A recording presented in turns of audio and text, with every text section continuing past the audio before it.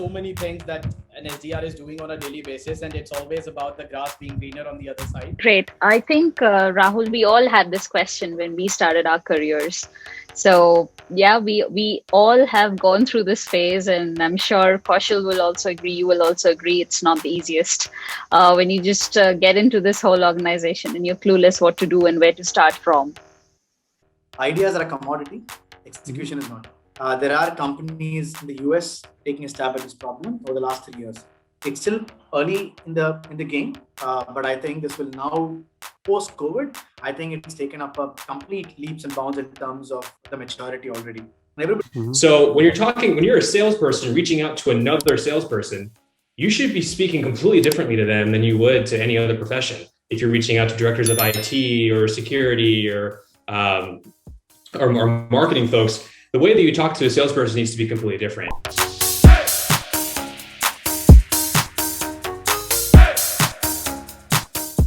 Hi, my name is Rahul, and today I'm going to talk about why did I create this channel. Before I tell you that, I would like to share my story, if that's okay with you. Please bear with me. I will try my best to make this interesting. I was an average student in school, not good at sports, music, art, or anything, actually. Never been captain of anything. The only reason I was a class monitor was because our school introduced this rotating system, which was sort of a consolation prize, if you ask me, and I hated that. Then I went on to receive a number of participation prizes, and I burned all the certificates when I passed schools, believe it or not. Till I was in 5th grade, I did not study English, as I used to study in a local board, which taught English from the 6th standard only. And my mother wanted me and my sister to study in an English medium school. To enter the school, I took tests, and I scored about 18 over 25 and above average in other subjects. Now, principal said, and I quote, "You will have a hard time coping as the students are already advanced and he has never studied English." My mother promised to get me the best tuition, and the principal kind of agreed. I studied 4 to 6 hours every day after school, and to my principal's surprise, I stood 4th in that class where I did not speak English before that year. I think I was hungry, and so was my mother. She did not let me fail. Now, teachers concentrated on academics, and anyone who was good at scoring those grades was the kind of favorite. Typical school shit, right? Now, one of the things I realized very early is how to succeed. Choose a road where you would want to be successful and not the ones where the world tells you to. Like any school kid, I had the pressure to become an engineer. Of course, my father was an engineer, so pressure was even more. Well, I did not give in to that pressure. I chose hotel management. I wanted to groom myself. To be honest, I was kind of impressed with the whole glamour, story for another time though. I cleared every damn exam for hotel management I paid for and got in the best college my parents could afford at that time. I didn't do great in academics. What I realized is the textbooks were 20 years old in my college, so it didn't make any sense to study those.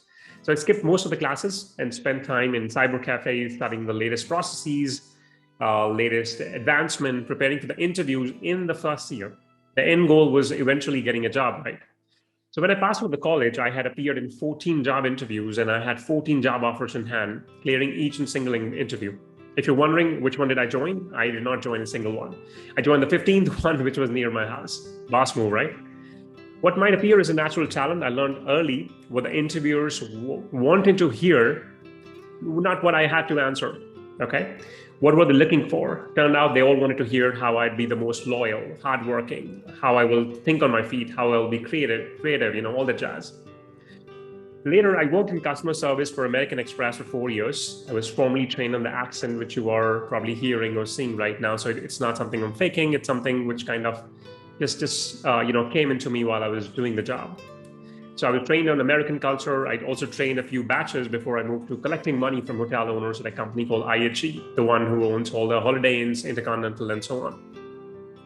So this helped me build the confidence as I had to speak to hotel owners, CEOs, CFOs. Imagine these people used to own like 5 or 6 hotels, and I was calling them every day, "Hey, where's the money? Where's the money?" So I think that's what kind of gave me the whole confidence into speaking to these, C-level people. And luck favored and I got into sales. Now I worked harder than anyone else, learned from the best, used my past experiences and used unconventional approaches. Took calculated risk and it paid off. As of today, I have built over 4 SDR and BDR teams, hired over 30 SDRs after interviewing over 300 people. I published a book on getting hired as an SDR, which was viewed by over 100,000 people last year. And I don't read 52 books a year. I have read less than 20 books and I have reread them over and over. My first salary in sales was more than what SDRs get even today after 5 years. I cross my heart when I say that. I don't say that to show people down, but to tell you the truth that, your worth is more than what people tell you or what companies tell you. My first boss told me that, you will be able to, and when I say first boss, my first boss in sales told me that you will be able to 5x your salary in 5 years if you work hard in SaaS. I can tell you with full confidence, it took me less than 3. Every year in sales, I got a raise more than anyone else. Today, I'm the highest paid SDR manager in India. If not the highest paid, I'm definitely in the top 1%. I've taken more than 15 international business and professional trips in the last 5 years, covered more than 10 countries. On a personal front, I've been married for 10 years. Recently, I've decided to adopt a baby. So this is my journey, okay?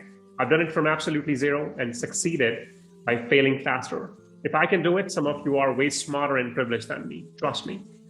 I've been offering free advice for over 3 years now on LinkedIn. I've gone from 500 followers to over 9,000 on LinkedIn by sharing advices not found elsewhere, by sharing my experiences. This year, my content will be viewed by over 1 million people by the end of October. And now I'm trying to use video to reach a wider audience and impact even more people. What you will get if you follow my channel is unconventional advice to excel in your current job, whether you're an SDR or whatever role, how to grow in your career, how to market yourself within the organization and outside, how to have recruiters and company want you, not just like you, how to get the desired salary and raise, how to use LinkedIn to grow in your career, get the side gigs, crack every single interview every single time, how to read books and use those learnings, how to sell to US people, how to better manage your day, stress, life, and live a life full of possibilities. In the end, there's no magic formula. You will learn where to put your hard work. You will learn the most important skill today, execution. Are you ready to take your career to the next level?